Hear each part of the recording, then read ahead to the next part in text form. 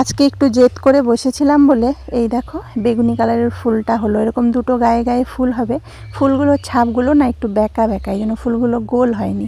তো আমি প্রথমে ভাবছিলাম আমার কাছেই মনে এরকম হলো, তারপরে দেখি না ক্যাটালগেও আছে একটু যেন গাটা যেন কীরকম। তো কী করব, যেমন ছাপ থাকবে সেরকমই তো কাজ করব। তো ভালো হলো, ফুলটা হয়ে গেল। সকাল থেকে বসেছি, এই উঠলাম। আর এত ঝড় বৃষ্টি আর ধান কাটা হচ্ছে, তার মধ্যে মা আবার ধান ফেলেছিল, মুড়ির ধান।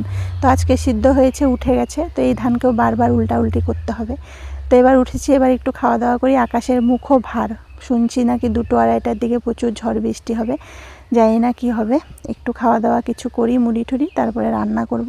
আর ধানটা তো এখন বারবার উল্টাইতে হবে আমাকে, কেন মা চলে যাবে আবার ধান খেতে। ধান বাঁধা হচ্ছে, যদি বৃষ্টি নামে আবার সেই ধান ভিজবে। কালকে সব ধান ভিজেছিল, সকালে গিয়ে বাবা সব ধানগুলো উল্টাপাল্টা করে দিয়েছে। এইবার মা যাবে, গিয়ে ধানগুলো বাঁধবে। মানে প্রচুর চাপের মধ্যে আছি।